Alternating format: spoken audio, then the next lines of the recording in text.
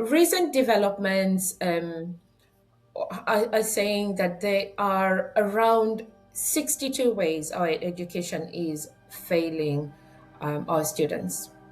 And these have hit a nerve because families, teachers, and students are not just complaining.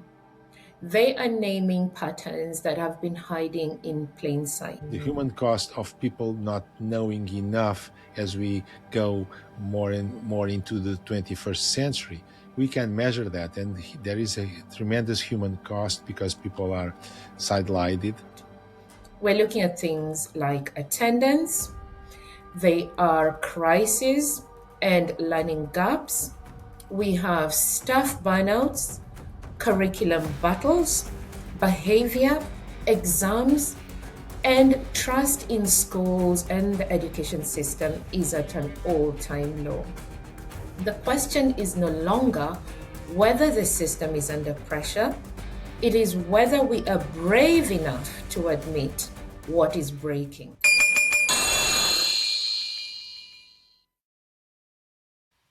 In today's episode, I am joined by a guest who I'm so excited to hear from because he is one of the brave souls that have been calling out on the system. We need to look at what are we prepared to do differently before another child pays the price. Welcome. I'm Yvonne, and this week's episode comes to you from my kitchen. I have my strong cup of tea ready for battle. I have my messy notebook, and I just had a school run, not my own children, but a child I was babysitting for. And so I think still have it in my bones. And I'm so glad that you are all here because we are diving into the 62 ways the education system is failing students. And I have to tell you, the more I looked into this, the more I realized that this is a conversation we cannot afford not to have. Because when we talk about education failing students, we're not just talking about test scores. We're talking about children who stop believing they are clever, teachers who are exhausted before Wednesday, and parents who are feeling shut out. Our leaders who are trying to hold up institutions with policies that often do not match real life, and communities who know something is wrong but are not always invited into the solution. So today we're going to look through these three key things. What is the promise of education versus the reality that students and teachers are actually living? Who gets left behind when systems are designed for averages instead of children? And the human cost of failure. What real evidence informed change could actually look at? Pull up a chair because it takes a village to raise a child, and this village needs to talk. Before we bring in today's guest, I want to take a moment to talk about something I'm genuinely proud of. It's our OBC expert program. This is about bringing real grassroots change into the classroom. Not change that sits in a report somewhere, not change that sounds impressive in a boardroom, but never reaches a child's desk. These are experts who are doing things in silos, and we are discovering that they are working. They are delivering programs and bringing real change. We have found 5 absolutely fantastic programs that are working. These are not policies set by government.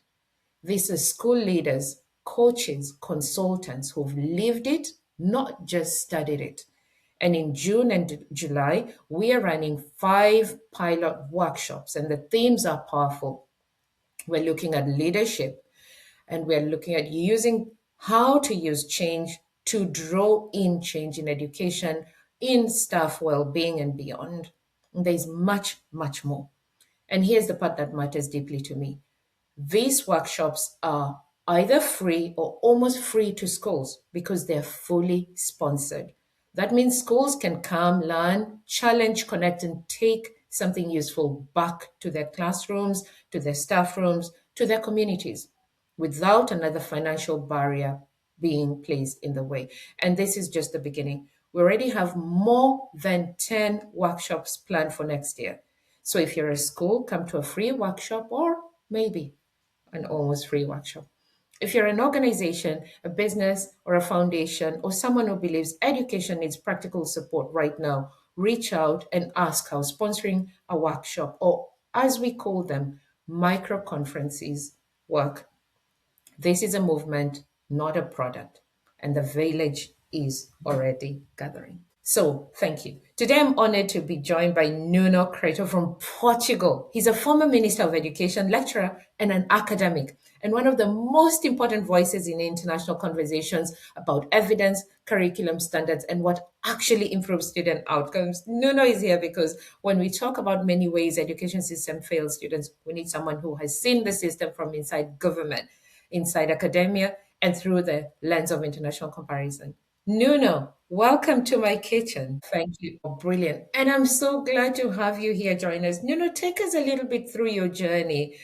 How did you get into education as a minister? Because your background was not a politician, was it? One of the things that was powerful, from my understanding from what you were just saying, is that your passion came from the village, what we call in my kitchen the village. Your dad, he was in education.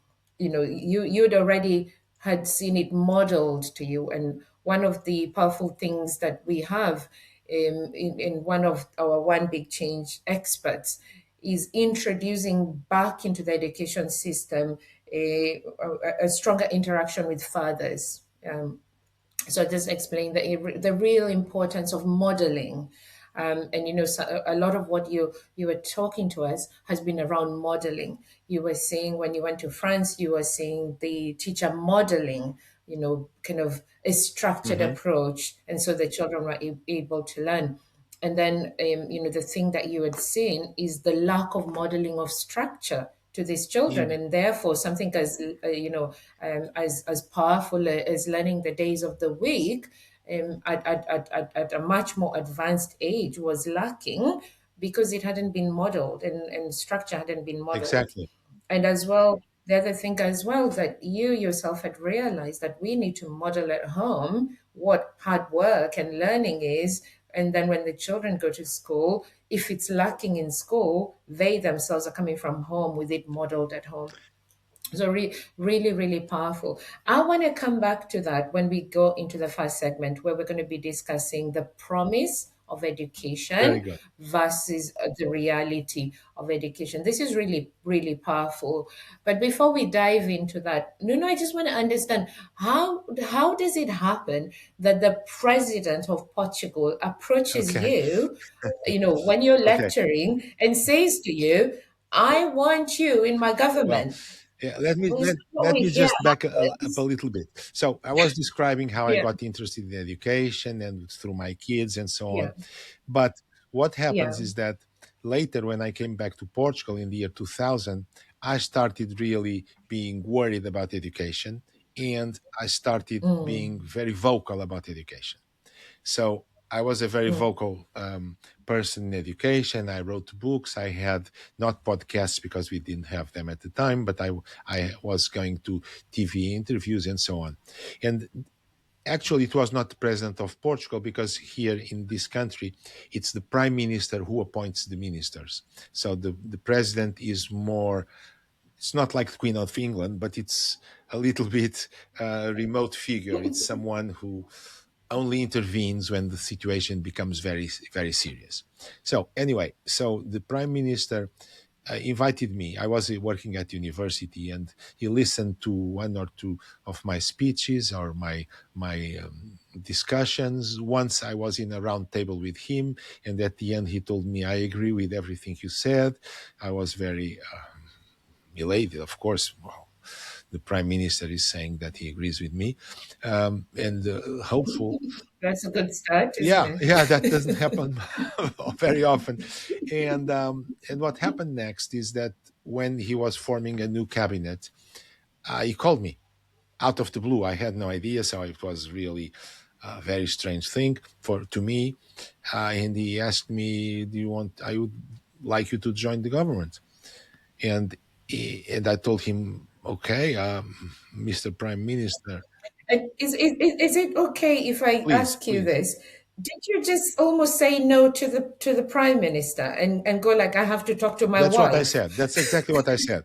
What I said is that I said, well, I can't answer you now. I have to talk to my wife. And then he told me two things that are very wise. The first thing is, please go talk to your wife, but don't talk to anyone else, because if you say no, I want to invite some other person, and I don't want that other person to feel like second choice. And I think this is very, Mm, very fair.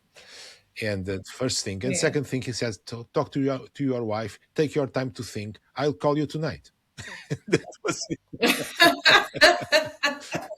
Yeah, you've got a lot of time to Yeah, think and and it talk to was your about wife. Yeah, 7 you just have p.m. about It one was about hour. 7 p.m. when he called me. So I talked to my wife, and I was in Berlin at the time. I had no idea I was going to be invited. I was in Berlin for a conference, and my wife was joining me, and I called her, and she said, "Well, it's up to you. If you," and she said something very wise. I think she said, "If you say no for the rest of your life, you are going to feel guilty because you had an opportunity to put in practice what you preach, and you What rejected you it. yeah. And if you say yes, it's Mm, going to be hell. Our life is going to be very difficult because of the crisis, the economic crisis, all these type of things." very, very wise And so woman. I Very wise thought a woman. bit, and I said yes.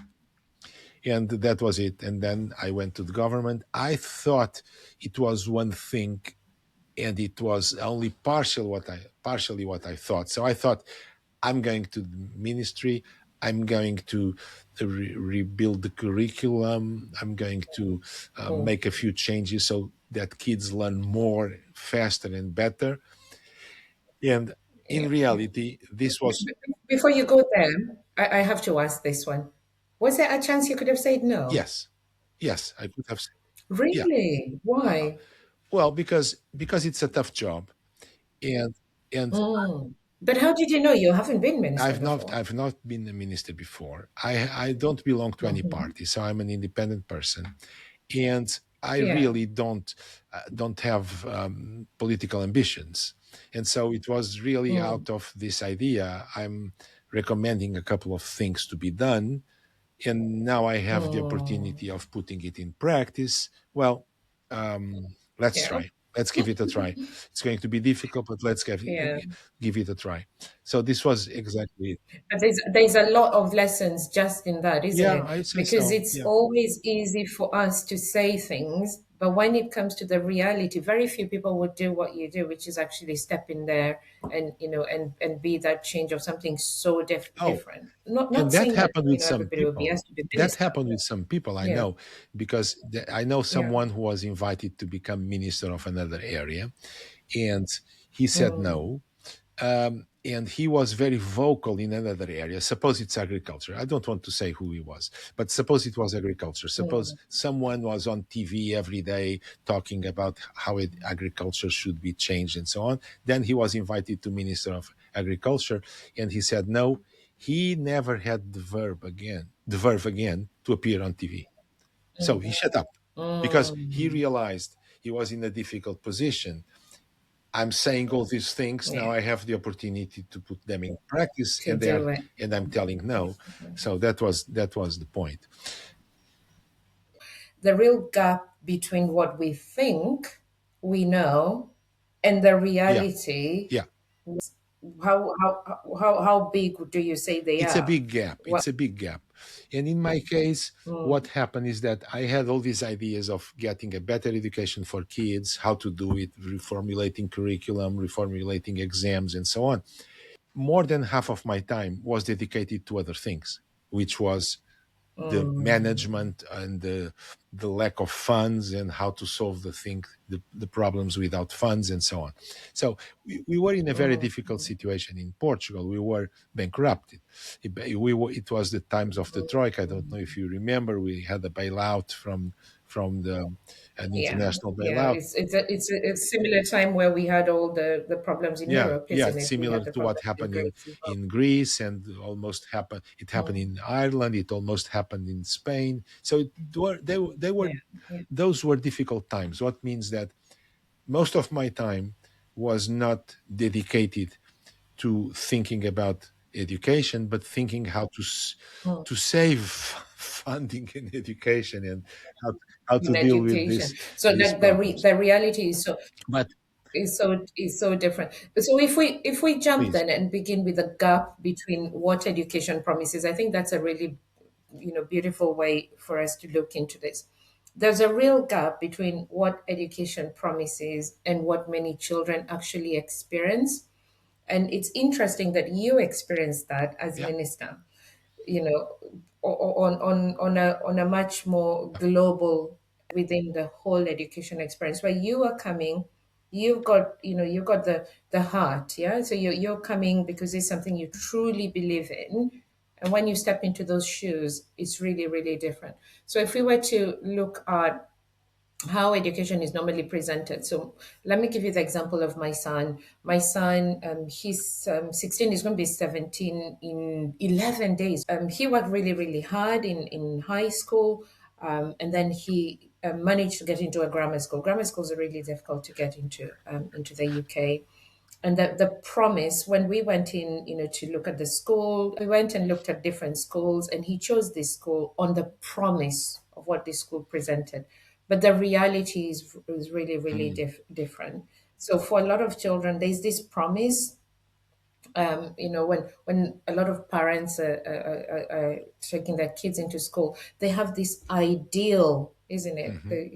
Education should do this. I love what you say. My kids are going to school. The school should be where they learn, right? There's a huge equalizer. If you just work hard in school, then every child will rise. That is the general message, right? Education is a great equalizer for us. When was growing up in Kenya, my parents used to say this all the time: work hard in school, you'll be successful in life. So where does it go wrong? If we look at all the Well, systems, in yeah. your experience, where does it go wrong? Why is there such a huge gap between what education is promising and the reality on the ground that the children get? Well, there are lots of reasons. It's difficult to pinpoint two or three reasons. Let me try to talk about two or three. 62. I'm sure there are 62 reasons. This, And this is one of your yeah, real I big believe they are things, very isn't it? important for us because they give Yeah. us some measure on how well countries are doing in terms of education. And if we look at these, Mm, you see that there are countries that are doing very well, like Singapore, mm. Japan, Korea, but they're doing very well, Yes, like yeah, Estonia yeah. and so on. In Scandinavian old times, it countries, was yeah. Finland. Now Finland is really going down. But so there are countries that succeed, and there are countries that don't succeed.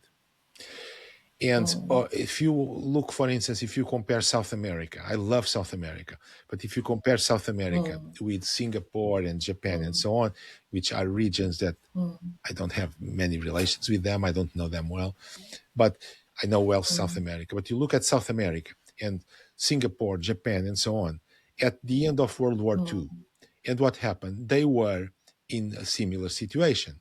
But then mm. this, the Asian countries went up and South America didn't go up. South America Yeah, stagnated, and yeah. we know that many kids, about 50 to 60% of kids in South America and in other regions of the country can't read by age 10. So it's really a Mm. serious problem. So what went wrong? It is. Now, let's look at the two countries, at the two set of countries, and immediately we understand it's not a question of money, although money is Mm. also important. Money has a It's part a to play, play. but what you're saying, it's we can't always just say No, we it's can't. money, And is for what instance, you're if you saying. look in Yeah. Europe, you see, look at Poland, for instance, not. not to talk about mm, Portugal. Look at Poland. Look at Luxembourg. Luxembourg has invests about three times what Poland does, and Poland is doing very well, and mm. Luxembourg is not. So Well, it's not yeah, a question of money. yeah. After a certain threshold, And also, it's really interesting you pulled those two comparisons.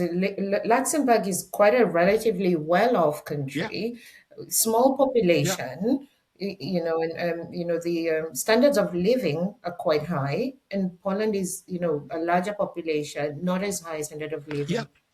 So interesting that In to make. these countries that are performing well, they have a strict curriculum, they have a very clear curriculum, they have things in a very progressive way, they have assessment, they Mm, know how things are doing, mm, and they have a measurable outcomes. Let's say they have mm, things that we introduced in Portugal also, for instance, at grade two, or let's say at age six, seven, kids should be able to read mm, 80 words per minute. Some things like that, measurable things, measurable goals.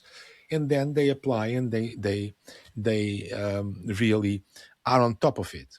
In other countries, people say, oh, people should read whenever they are prepared to. We should not measure things. We should not force kids to suffer in school. And okay, mm. then kids suffer later in life because they don't get the proper education. And that's the major problem Yeah. with many Yeah. countries. And Would you say it's a cultural thing, or would you say it's because there's no systems? For example, in the UK, we have a huge problem with middle income white boys. They consistently are yeah, underperforming. And there's a lot of things that are being put in place, but we seem to not be able to break that pattern. So could you say there's a bit of a correlation there? Is it a systemic thing? Is of it a course, culture cultural thing? matters. Culture What is matters, it? and for some countries, it's easier to break from some limitations, let's put it this way, of some cultures, and for others it's easier. But Mm, England is doing relatively well in the last 10 years. England is doing much better in early mathematics and in early reading. Is doing much better. Of course, mm. there are things that should be better, Continually. things to, but Yeah. it's progressing because it has used a very systematic approach, what they call phonics. I think it's phonics and much more than that, but a Yeah. systematic Yeah. approach to teaching. And with this systematic approach to teaching, they have progressed. Same thing happened in Portugal. Now look at other countries that have this idea that we should not punish, we should be kind with students, we should not press them, we should not test them, we should not. Look at what's happening. Look at most Europe. Look at Southern Europe. Look at Spain, how Spain is doing. Has lots of problems. Even Portugal now has lots of problems because Portugal departed from the right path that we were having since 2000 up to 2015. So there are cultural things, but many times people try to find the culprit in money, in culture, in some other things. And actually, governments can do much better. We can do much better. It's our fault if we are not doing better because we now know there are a Mm, few things we should do, like focusing on the elementary and the fundamental subjects, focus on reading, focus on mathematics, early mathematics, because if kids don't have these foundations by age say 10, 11, they will have much larger troubles in life to learn other things. So these things we know. We also know it's important to assess them, to know how they are, how they are performing. Schools, you are talking about schools. It's very important mm, to that people know how well are these schools faring, how well are the other schools faring, so that parents have an mm, idea mm, about what's going on in schools. And we know that it's mm, not only a matter of money. We know in many countries, the United States, England, and so on, that there are schools that are in difficult neighborhoods, in poor neighborhoods, and do well. And there are schools that are yeah. in affluent neighborhoods with money and things go wrong. So it's a Yeah. question of policy as well.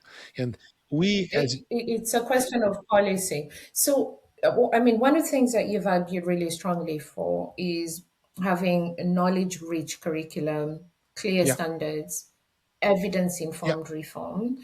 And I can understand where that comes from because you are coming from an education hmm, background, right? You're coming from a research background. And 100%, they are schools that will thrive in poor areas.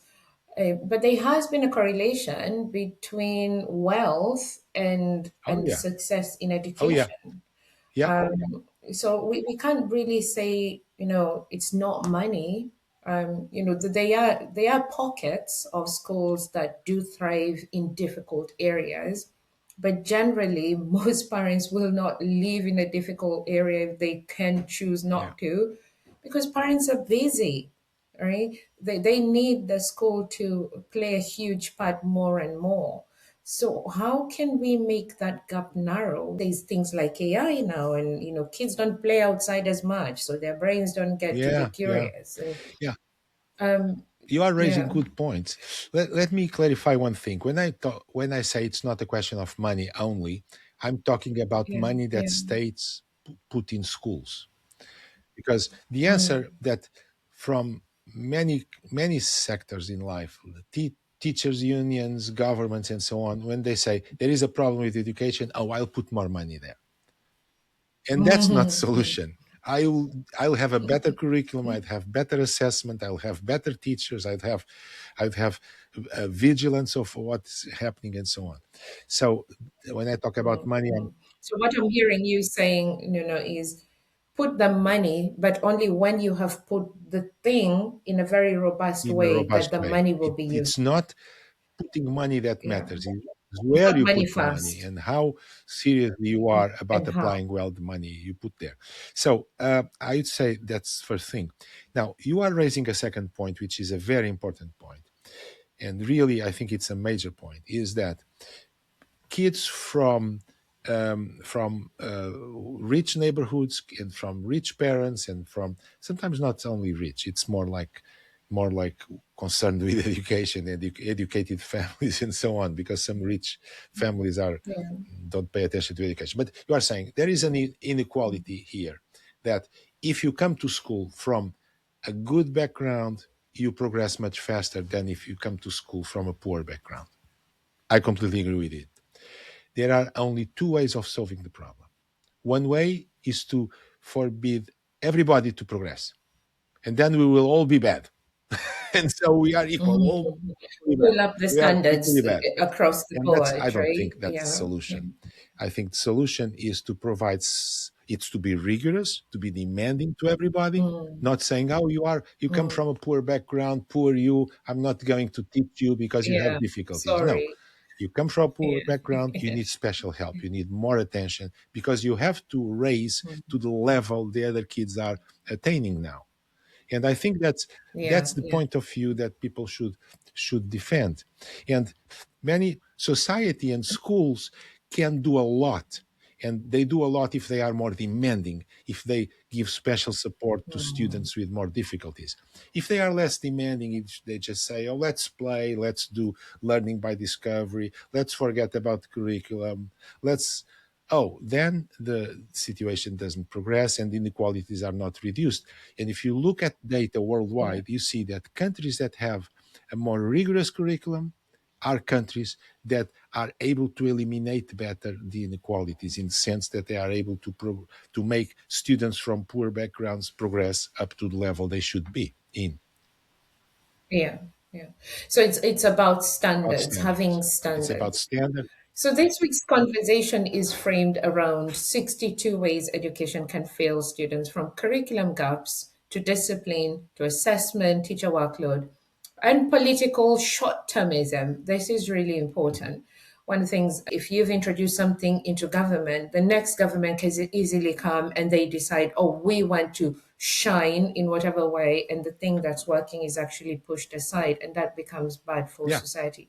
So if you can choose one failure that quietly creates many of the others for you, what would it Well, be I, and I, why? I wrote some time ago a piece called Letter to a Young Minister, which was kind of a joke. But it's a funny piece. But there are some things. But I really think this way. I think a new minister is coming with lots of good intentions. What's the first rule? Do no harm. Stay quiet. Do no harm. Mm, And many people go, no. they came from defense, they came from any other background. They think, oh, I have a passion for education. I hate this expression because when people start talking about passion for education, it means that they don't have other things to say. And then change everything. Don't do that. Do Mm, no harm. That's the first rule for ministers. But in reality, some countries were able to have for a long time the same type of policy and others not. For instance, in Portugal, since 2000 mm, up to 2015, we had we had 7 or 8 ministers of education. And from different parties, people who had disagreements with really not good even personal relations, but we always follow more or less the same policy up to 2015. And the policy was get a better curriculum, get more assessment, see how things are going, measure things, and be have a more demanding curriculum every time. And we did it for 15 mm, years. And for 15 years, we were doing well. And it was the Socialist mm, Party in the government, it was the Social Democrats, the Democrat Christians, the Social Democrats, the Socialist Party, and it was always going more or less in the same direction. Then, mm, mm. 2016, a new government appeared with a strange coalition, and this new government just decided to change everything. And the results start falling. And if you look at Portugal, look for instance, look at PISA, look at teams, whatever, you see that results are getting better and better and better up to 2015. 2015, things are going down. Shut And down. because Mm. for 15 years we had essentially a continuity of good policies, and then we start having bad policies, and policies matter. So yeah. Policies matter. And the thing that's powerful about what you just said, is when you're a new minister or you're new in leadership, first rule is do no harm. That is such a powerful thing. But we are seeing more and more with the leadership that we're having around the world,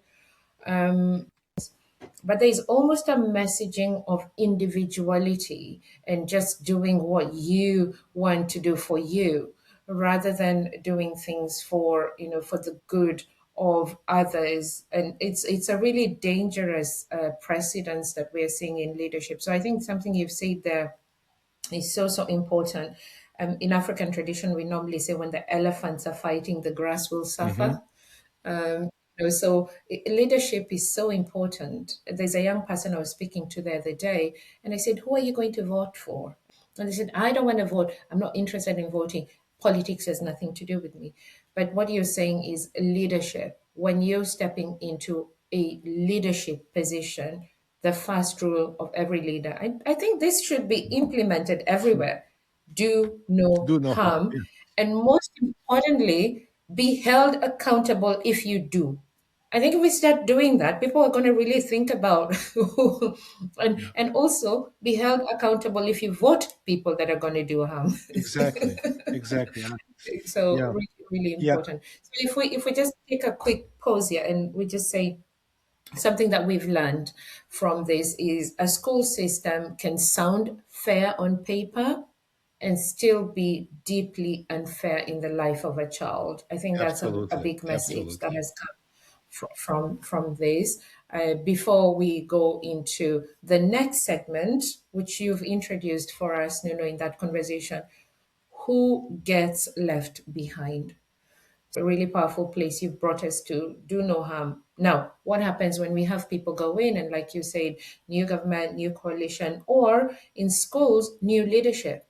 You will have like head teachers or something, they come in and straight away, they start introducing things. So I'd like to speak about the students. A lot of us don't talk about enough individually. We normally talk about them more in averages, and this is the children who disappear.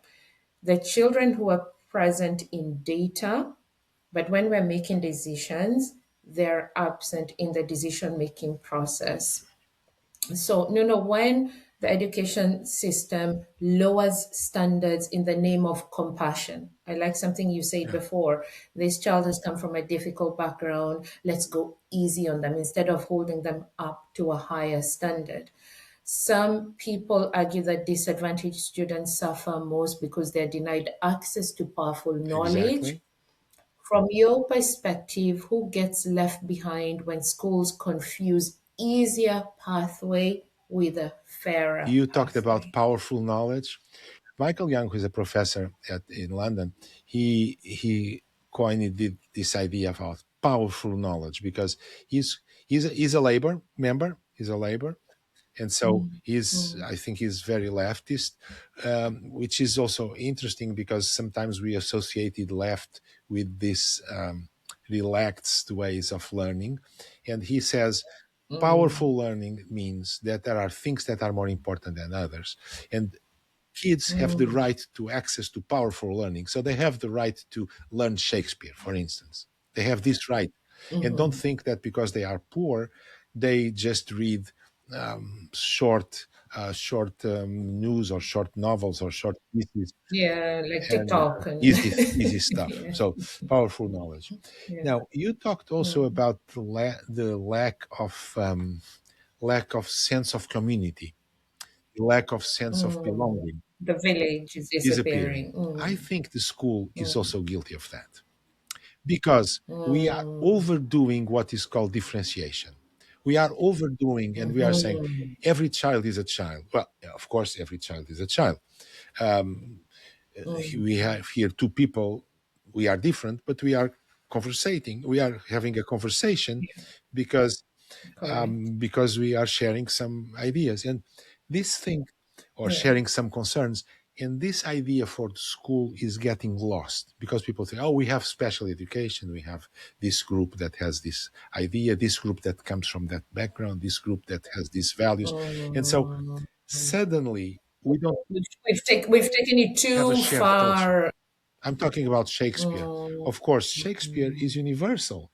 So, and in England, if a child doesn't learn Shakespeare a little bit, doesn't have to be an expert in Shakespeare, who is a difficult writer, but I have trouble reading some things in Shakespeare. But if I say to be or not to be, you and I both. I struggle a lot because I start translating it into Swahili and I can't find yeah, words then for it's it. very difficult to read. Same thing with me when I look at translations and so on. But doesn't matter. What matters is they have to know a little bit about Shakespeare. They they Yeah. shouldn't only read low level writers or easy writers. They should Mm, be elevated to this type of common culture. This idea of sharing a culture, sharing a class, mm, sharing a discussion is mm, very important.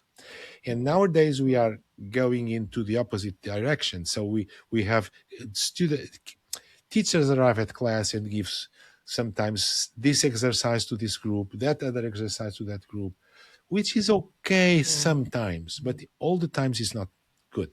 It's good to have a mm, shared conversation about what we are discussing. It's good to have a shared goal in class. We are all going to learn this concept of physics. And this idea mhm. is the idea of the school, of the classical school, which is still very important. It's not that you came Yeah. from Tanzania and then you have to learn this other type of physics, and this guy comes from South America and has to. No, there are things that are Mm, universal, like physics is universal, mathematics is universal. We all should mm, learn that. And this idea is getting lost with this over differentiation, with this over specification, mm. with this idea that each one learns its own way. Well, Wait, each yeah.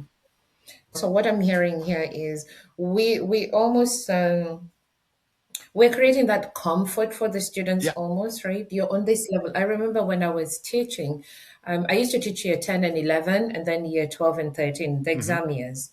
And so we tended to get the students when they had been given a predicted grade, Okay. right? So this is the prediction of what you're going to get at the end of year 11 and they've never learned business before. We're already predicting that there will be an A student and this Mhm. will be an E student, and they haven't done business before.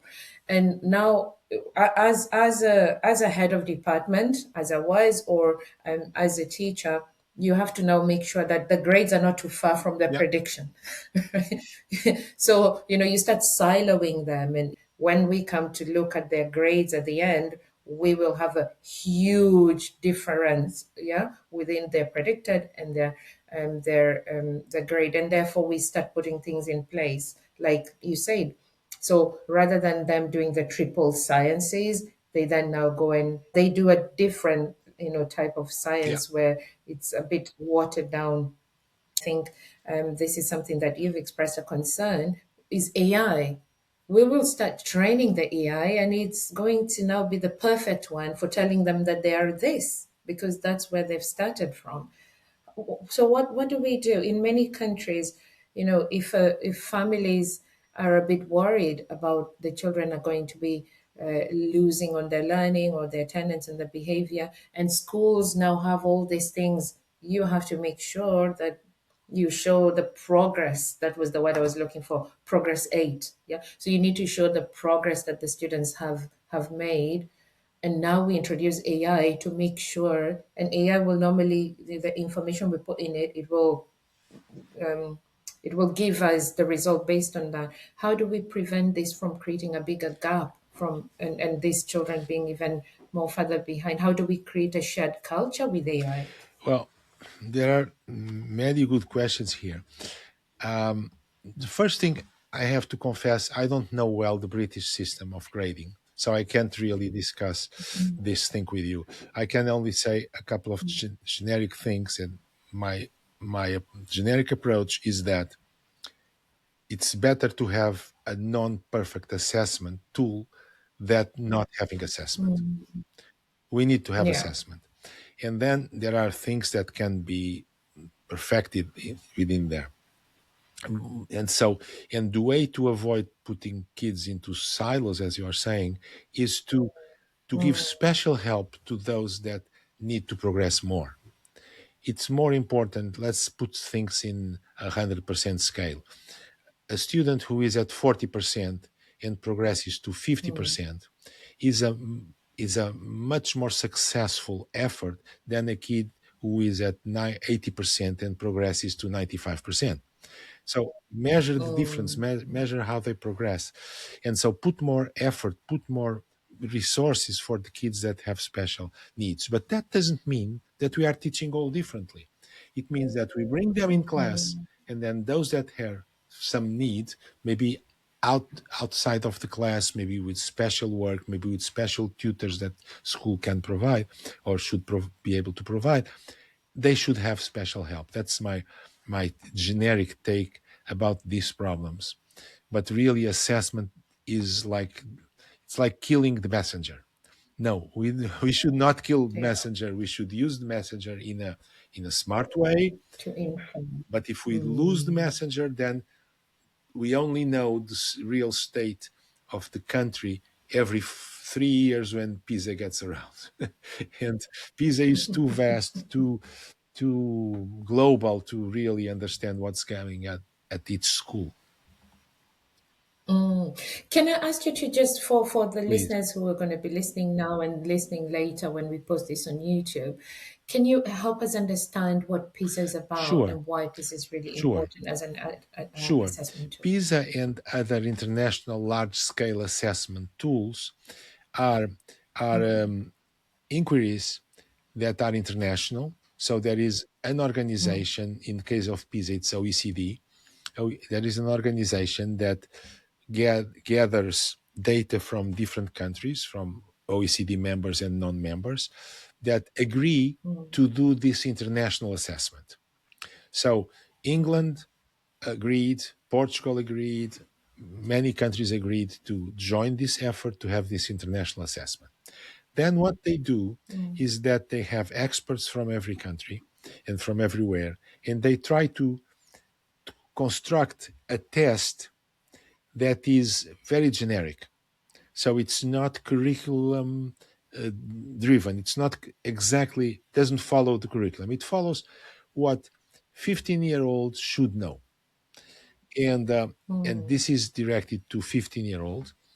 It has been done every 3 years in three areas: in reading, in mathematics, and in science. And it's thanks to mm, these PISA tools and other tools like Teams is the second one, very important. It's thanks to these tools that we now know that South Korea, Singapore, and so on are way ahead of us. And it's thanks to those mm, schools that we know that some countries from South Africa and from Africa and other, and even from Europe, have a lot to do in order to get better at their education system mm.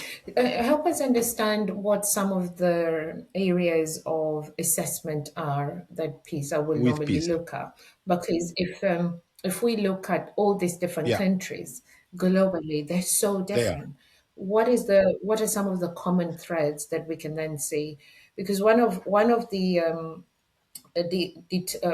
detractors of PISA is they say it doesn't put into practice different cultures, Well, or it's true.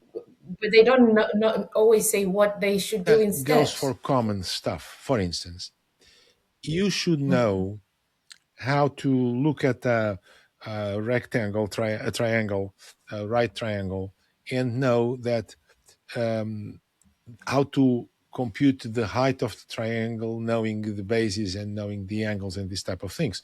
There are things that are, mm, we should know that equilateral triangles have three sides that are equal, mm, these type of things. mm, So this doesn't mm, matter which country you are in. These are things that everybody should know. Then PISA is done mm. in different languages. So if you go, I don't know if it's done in Swahili. I hope so, but it should be done in many languages. And Yeah. the, typically they have a text that is not culturally limited. So they have a text about birds and how birds fly, blah blah, and then they ask students to interpret the text. So this is something that in Africa, in South, in Australia, in Norway, they all should be able to do. And same thing in Mm, sciences, they ask questions like, "What's the difference between a bacteria and a virus?" Well, everybody should know that by when they are 15 years mm, when they are 15 year of age, they should know that. And so PISA is getting a kind of common common knowledge, basic common knowledge from all the countries. And we realize through PISA that there are very basic things that people, some countries don't attain. For instance, there are mm, simple texts, very simple texts, like Raphael went to the kitchen, but he thought he was going to the wrong place and he turned back and then thought it over and turned back again and went into the kitchen. For instance, there are kids that don't understand this and they are of 15 years of age and they don't understand this. And that's very serious. If they don't understand this, they are in trouble for life. And mm, so PISA does mm, this type of things that PISA is not perfect, okay? PISA is not perfect, but mm, it does this type of things mm. that give you a measure. It's better to have a measure than not having a measure. Than not having a measure. So what I'm hearing is what PISA does is, yes, it's using what we use in assessing, yeah, so your math, your English, but it's also looking at things like the reasoning behind that. So, for example, when you're looking at the shape of a triangle, it's not so much the shape, but the understanding, because a triangle is something you will see in every Hmm. day in life.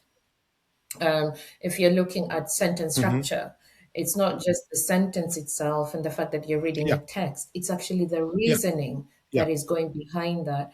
And the reason for this, what I'm hearing from this, it's looking at how we are bringing up a whole person, Yes, to be able to exist in yes. society. And that's the whole kind of basis behind doing There these is a catch here. assessments. And the catch is, I Yeah. completely agree with you. We should try to think to measure somehow how people reason, how are they able to interpret, and so on. The catch mm. is that many people think that we should no longer teach knowledge, we should teach reasoning.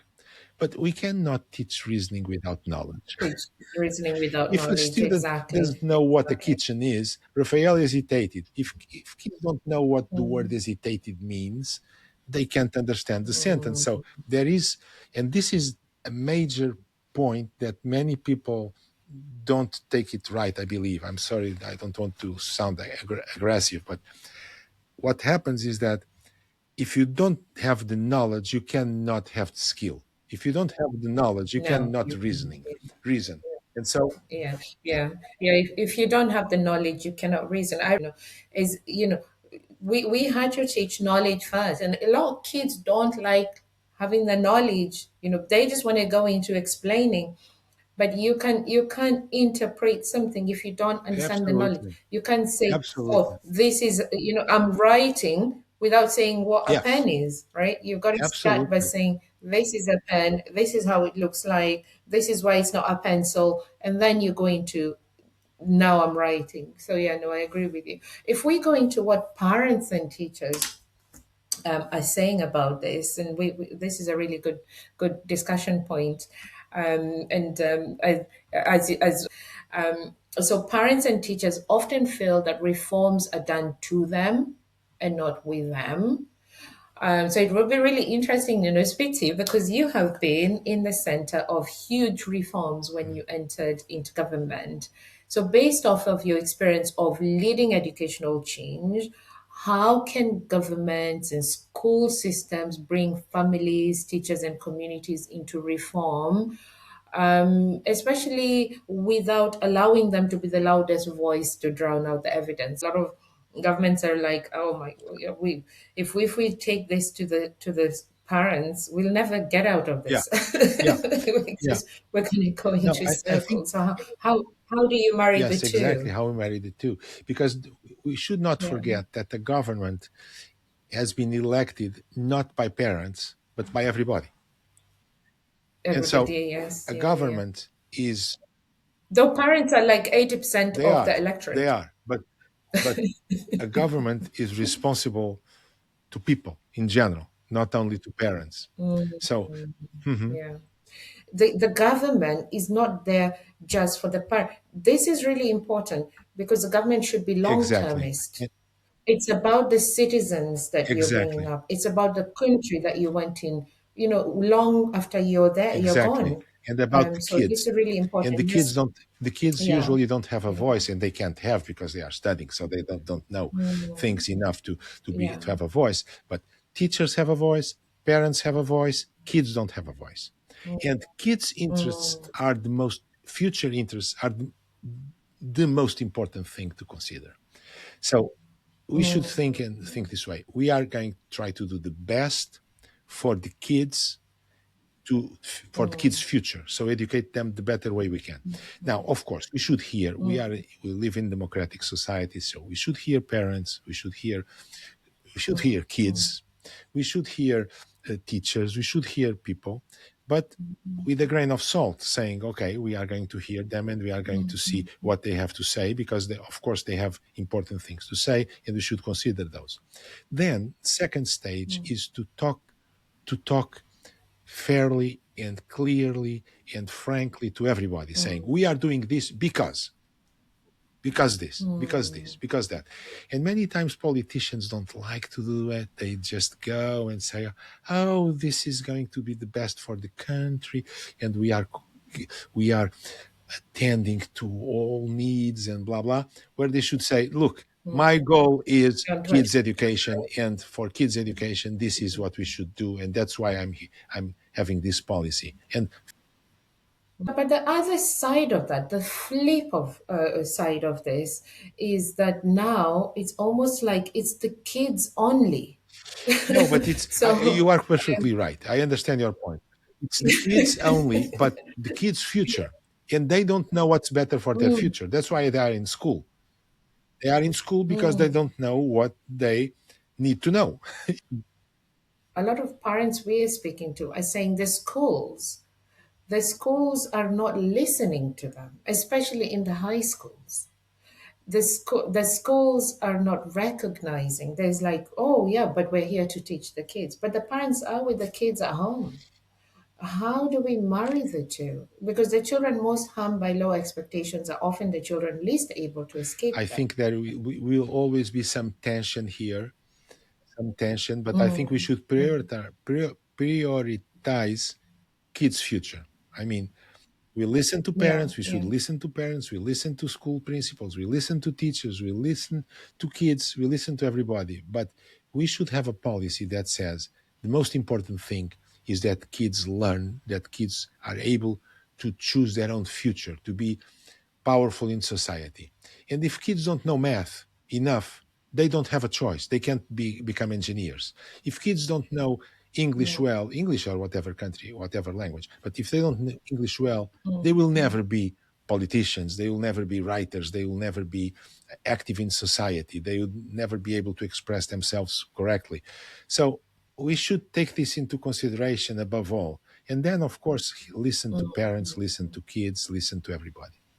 And explain times when we explain things clearly, eye to eye, mm, and say, look, communication, communication, isn't we are it? doing this Communication. because of this.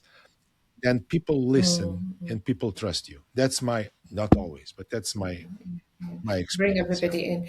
Would you say, from your background as an academic, this is one of the areas where evidence is one of the strongest supporters or proponents of the It should be. conversations? It should be, Like, but it's you not. know, this is where we have that conversation, and yeah, we recognize we're listening, but we're constantly evidencing, collecting evidence, gathering evidence, bring, like, almost like a business. When you're running a business, you constantly have to be doing You have surveys. to learn.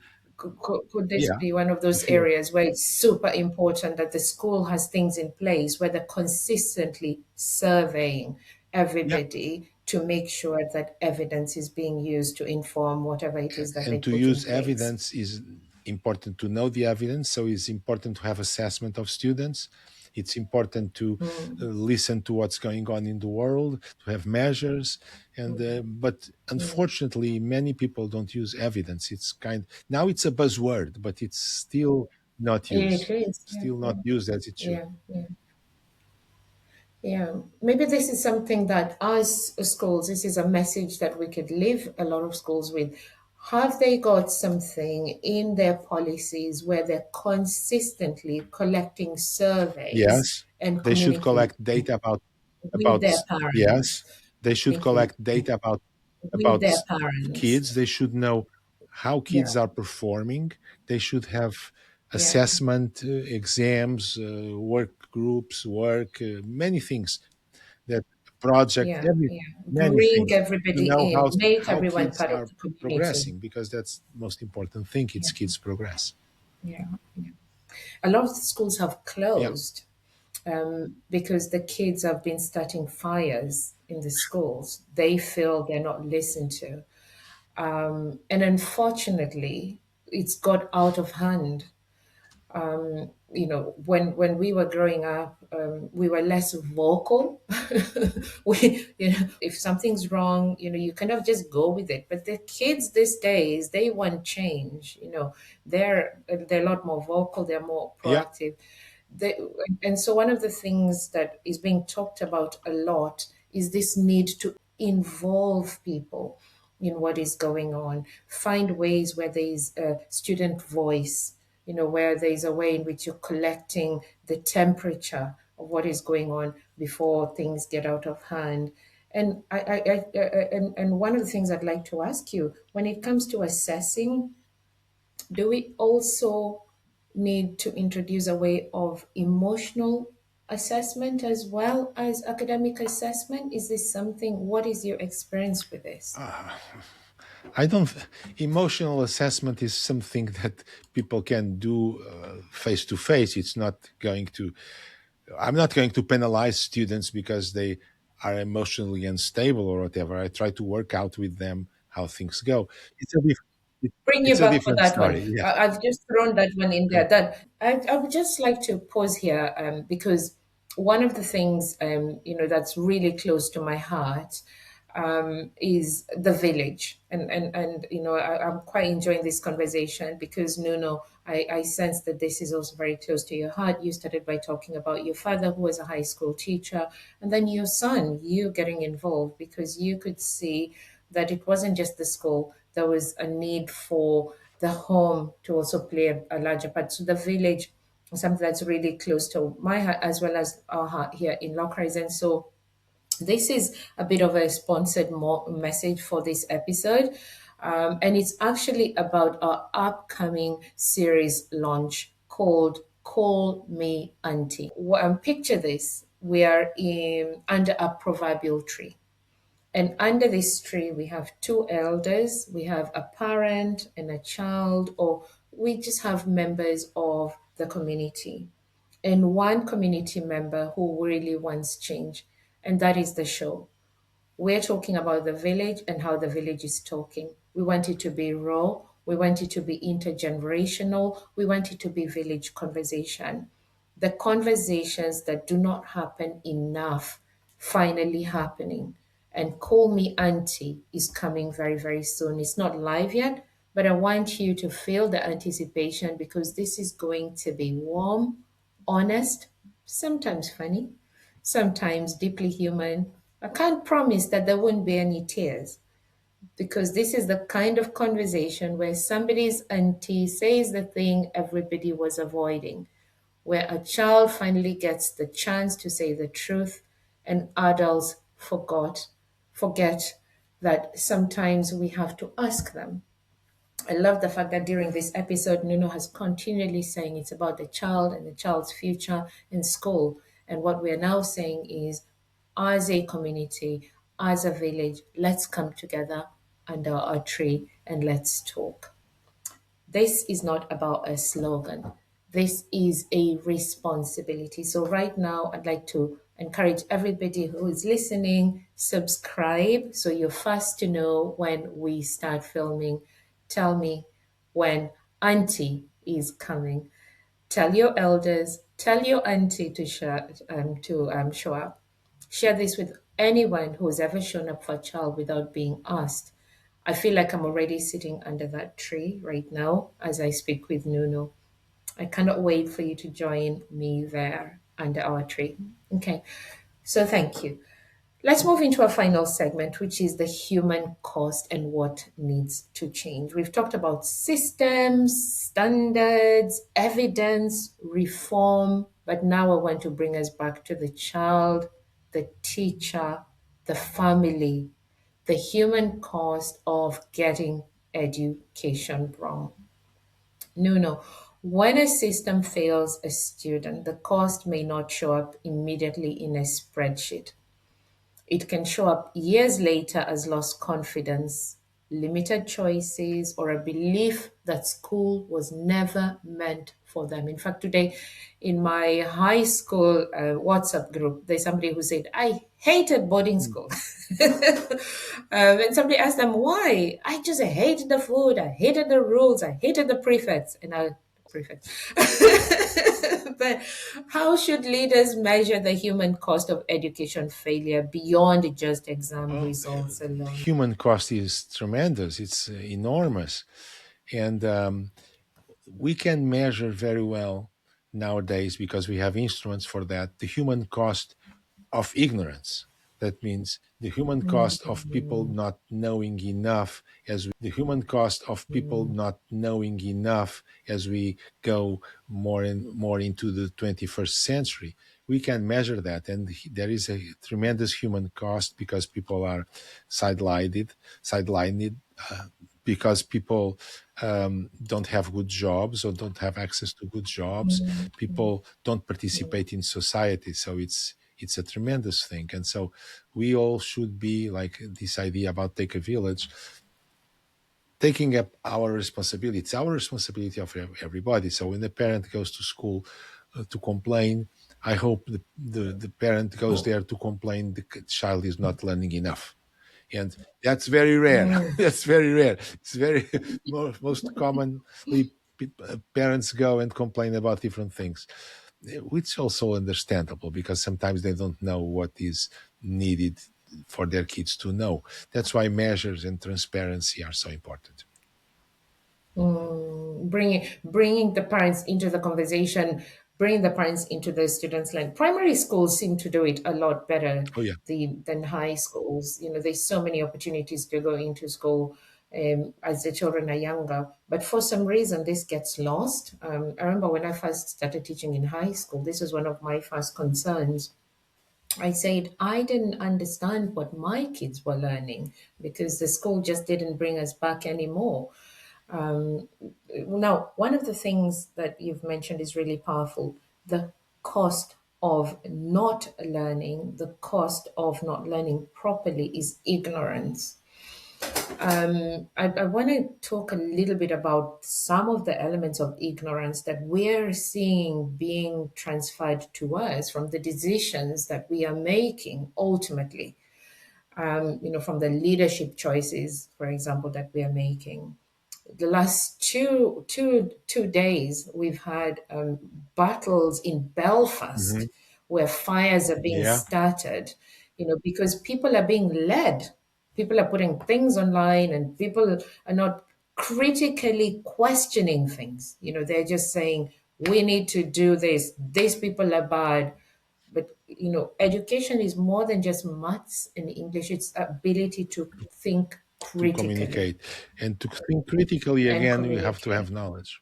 If you Mhm. don't have knowledge, you can't Yes. think critically. And if you don't Oh, master yes. your language, if you don't master the forms of expression of your language correctly, you have that problem. Mm, Certainly. we have problems. Oh, this we've started this discussion, around how we create those conversations, how we communicate, how we build in standards, how we hold the children, even who are in difficult situations and in difficult places, to a higher standard. But now I would like everybody, to meet you outside of education and public life, to understand what real joy No, looks thank like you. for Thank you. you personally, and also what brings you back to yourself. And I'm talking about our rapid fire round, Please, Nuno. We're moving to five please, questions, each of them, just about you, your instincts, and no overthinking. Those are the only rules. Are you go ready? ahead. Okay, this is the most difficult one. So I've got to jump in straight away with this one. Tea or coffee? Coffee. How do you take it? Black or Black. white? Black coffee. So everybody listening, buying Nuno a coffee, he Thank has you. it black, right? Okay, one book you could recommend for us to read. Oh gosh. Um, a novel, Anna Karenina. Um, Anna? a Anna? book I would recommend. What schools? I'm going to show it to you. Oh, I love your Oh, library. thank you. I'll choose this one. The schools we need and why we don't have them. It has lots of answers to Oh, these questions by Edie Hirsch, who is a professor of literature in Virginia in the United States. I okay. recommend The this schools book we to need everybody. and what we need to have in them. I love it. A pivotal career moment for Oh, you. going to the United States, I'd say. Yeah. Okay. Okay. Something that would surprise us about you. Um, I hate soccer. No, it's not I hate soccer, but I don't pay much attention to soccer. To novels, to listen to novels. Yeah, yeah, that's fair enough. Have a favorite team? I have these things, and I have Audible and Audible books, and I listen to them all the time while I go to the beach, while I go to the gym, and so on. Yeah. Okay. Okay, I hear you. A theme song for your Oh my life. God. Que será, será. Qui sera, sera. Exactly. Exactly. Exactly. Oh, brilliant. Thank you so Thank much, you. Nuno. Thank you Thank so you, much. Yvonne. Yeah, What a so pleasure. let's land this plane. If we could say one thing for you that you want everybody to remember from My God. today's conversation, what would that one big change be for you Oh, that you would like them to do? concerned with education, concerned with the world. Say everybody should be concerned with the state of education in our countries. Thank you Thank you, so Yvonne. much for joining me today. And I am, especially holding on to what you've shared around clarity, holding everybody to higher standards. This is so important around evidencing, being a critical thinker, and also the danger of lowering Exactly. expectations in the name of helping children. I love the fact that you said it's a community. So even if you're going to differentiate, remember that all the time. It's a community. Don't do it all the time. So thank you so much. Where can people They connect can with see you my now webpage. before? My webpage is Mhm. called nunocrato.org, so it's very easy to find. Oh, Okay? brilliant. NunoGrato.com. Thank Thank you you. that thank you for jumping in there with that. Thank you so much. And until next time, everybody just remember that it takes a village. Thank you for joining Thank us you. and bye for now.